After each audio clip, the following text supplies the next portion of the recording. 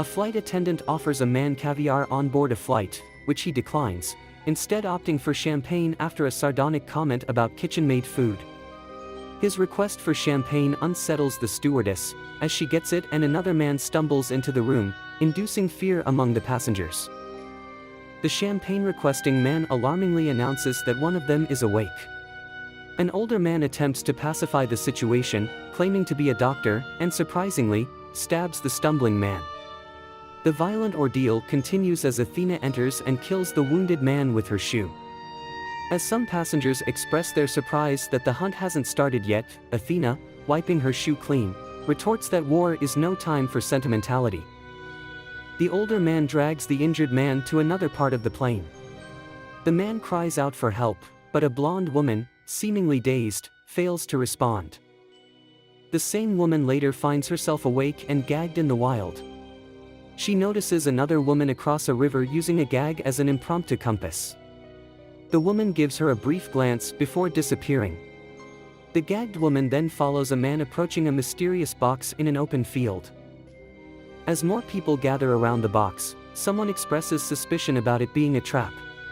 Despite the warning, curiosity gets the better of the man, who opens it to reveal a pig and a stash of firearms. The blonde woman from the plane finds keys among the weapons and helps others remove their gags. Their confusion is broken by sudden gunfire. As everyone scatters, the blonde woman is hit. Even as one man returns fire, he is shot down. The survivors remain in hiding. A woman from the group runs out of a house only to fall into a pit and get impaled. A man rushes to her aid, finding her alive but in a dire situation. The man assists the impaled woman to her feet, but in the process, steps on a landmine. In the midst of the chaos, another man escapes the gunfire by fleeing towards a fence. He nearly shoots a figure approaching him, only to realize it's the man who had opened the box earlier. Two more survivors rush towards them. Everyone except the man who discovered the box manages to leap over the fence. He is struck by a spear, turns to confront his assailants, but is instantly killed. The remaining three manage to escape and stumble upon a gas station. The station is run by a couple who, at first, suspects them of attempted robbery. The man in the blue shirt clarifies that they aren't there for money, but to find out their location. The couple informs him they're in Arkansas. He asks to use their phone to contact the police, who assure him they will trace the call and arrive shortly. However, things take a turn when a woman in the group chokes on a cookie she eats, as if it had been laced with poison. The couple suddenly launches a smoke grenade at the survivors, donning gas masks for protection. In the ensuing chaos, the man in the blue shirt is killed before he can retaliate. The smoke from the grenade suffocates another survivor, who is then also killed by the couple. The woman of the couple expresses her distaste for the gas station. After the carnage, they clean up the scene and dispose of the bodies. Seeing a wedding ring on the man in the blue shirt, the woman expresses some remorse. Her husband dismisses her feelings, claiming that the man must have been bad anyway. Their argument is interrupted by a radio call, which leads them into a heated debate about the nuances of racism. The couple informs the woman on the other end of the radio about their recent kills, and she alerts them of another survivor heading their way. Bracing themselves for the arrival, they set up the gas station accordingly. As the woman, Crystal, enters the station, they greet her, ready for what may come next.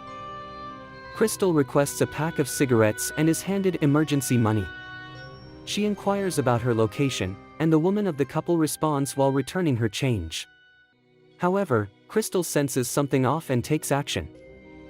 Swiftly, she retrieves the shotgun from beneath the counter, eliminating the man and then the woman. She searches the gas station, discovering the concealed bodies. Armed with rubber bands and extra ammunition, she abandons her coat and departs the station. Next, she inspects a truck parked nearby. Initially, she observes that the license plates are fake and are, in fact, Croatian.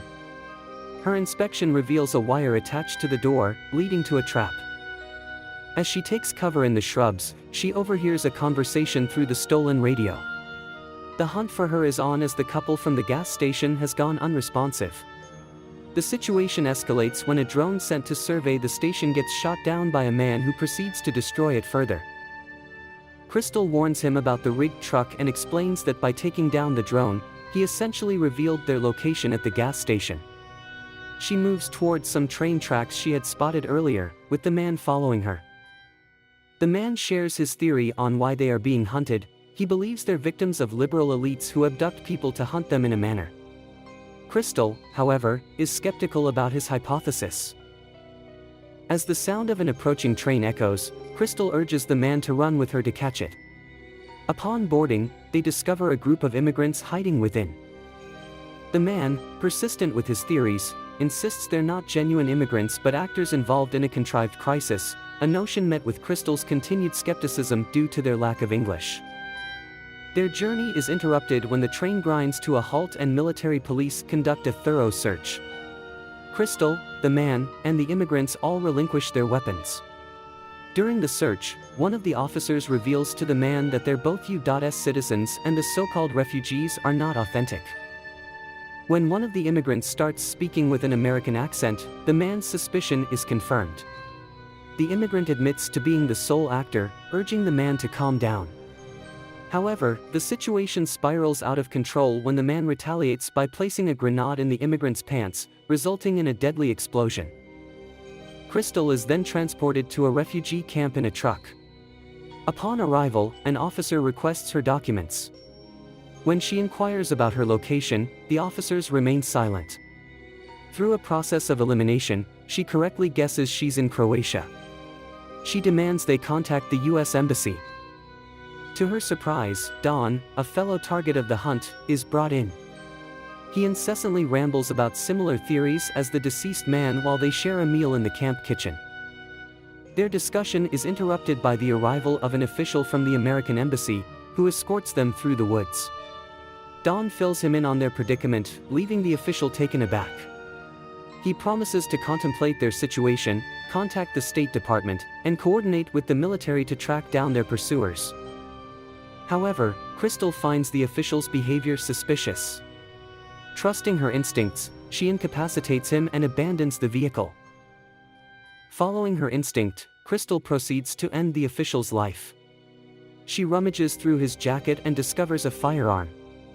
Meanwhile, Dawn panics over her killing the official. As Crystal inspects the trunk, she discovers the corpse of their former companion. Unearthing a map, Dawn conjectures that they might be the last two survivors.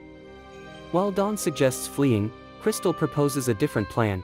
She wishes to utilize the map to track down their pursuers and exact her revenge. She narrates a grim tale from her childhood to Dawn, and unexpectedly, the pig makes a reappearance. Meanwhile, in a bunker, their adversaries engage in a heated debate over politics and morality. Among them is a military consultant, who tries to regulate the conversation, but his efforts are met with mockery. Athena's voice over the radio demands their silence. As one of the adversaries steps outside to relieve himself, Dawn cleverly uses the pig as a distraction. The man falls prey to Crystal's ambush. On their return to the bunker, the group hears a noise outside. Despite the soldiers' instructions, they fumble in their panic. When Dawn releases the pig into the bunker, their fear triggers a frenzy of gunfire, leading to the pig's demise. The woman is infuriated over the pig's death. Suddenly, Crystal launches an attack, killing one man and opening fire on the rest. She incapacitates the soldier and stabs the woman.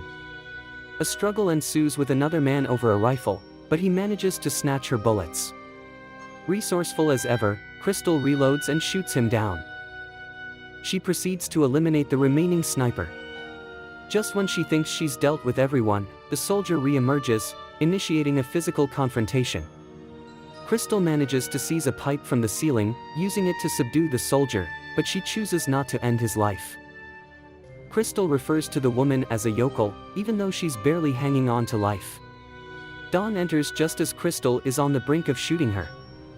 He discovers a firearm, and at Crystal's instruction, he questions the woman about their cruel intentions. The woman offers a nonsensical answer, and although Crystal is prepared to execute her, Dawn intervenes, suggesting they should spare her because she is a woman. Crystal then inquires if the woman believes she should be saved simply on the grounds of her gender. When the woman disagrees, Crystal eliminates her. Dawn is thrown into a frenzy, and in the midst of this chaos, Athena's voice echoes from the radio, inquiring if Crystal is with him. Crystal responds by aiming her firearm at Dawn. He insists he's not a part of Athena's group, even as Athena persistently probes over the radio. Athena instructs Dawn to eliminate Crystal. Despite his pleas to not believe Athena, Crystal fires at him. Crystal informs Athena of Dawn's demise, and Athena invites her to come find her. Crystal turns to the soldier, striking a cordial conversation and questioning Athena's whereabouts. Demonstrating her determination, she applies pressure on his injury to make him reveal Athena's hideout. He complies but cautions her that Athena had been preparing for this hunt for months. Crystal ultimately kills him as well. A flashback to a year prior shows us Athena's office, where two individuals from the group are awaiting her. They discuss a text message Athena received about the hunt. She dismisses it as a jest, but they argue that some might take it seriously. Athena chuckles, but the man is relentless. He labels it as a potential PR disaster and insists she needs to step down from her position. She requests a list of individuals who have rumored about her hunting humans. In another flashback, 8 months before the hunt, the group is in the process of selecting the individuals who will be hunted. Suddenly, a photograph of Crystal flashes on the projector, and the man controlling the slideshow recites her views on Athena. This infuriates Athena, leading her to label Crystal as her archenemy. In the present, Crystal is seen approaching a mansion. Over the intercom, Athena warns her to leave her weapon behind or she will detonate the C4 explosives placed under the gate. Thus, Crystal abandons her gun and enters the mansion. As Crystal cautiously explores the mansion, Beethoven's music fills the air. She notices photographs of herself and others displayed on Athena's wall. Athena is seen in the kitchen, preparing a meal as she waits for Crystal. She queries about Dawn's fate but doesn't clarify if Dawn was one of their own. Crystal, unaware of Athena's identity, finds that Athena seems equally clueless about hers. They discuss the motive behind the hunt, and Crystal taunts Athena for inadvertently making the conspiracy theory a reality for the wrong reasons.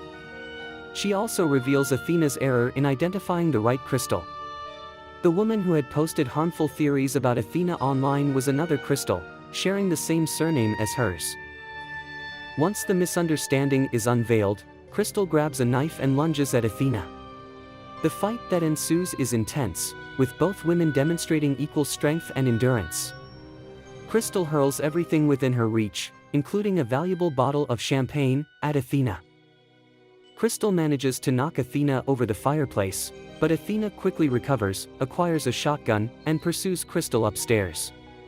A struggle for the gun ensues, but Crystal manages to push Athena down the stairs and leaps after her.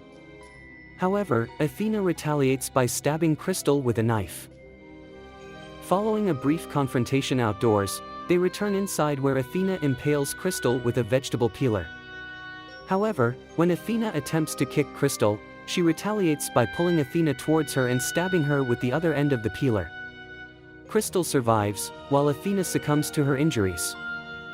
Afterwards, Crystal stands, enjoys the toast Athena had prepared earlier, and employs a blowtorch to cauterize her wound. She freshens up, donning one of Athena's dresses and a pair of her shoes. As she leaves, she grabs the valuable bottle of champagne. Upon stepping outside, she notices Athena's private jet. She confronts the stewardess and the pilot, informing them of their employer's demise. Brandishing her gun, she commands them to fly her back home. Once settled in her seat, the stewardess serves her a snack and the champagne she brought. Crystal then invites her to share the meal and a toast.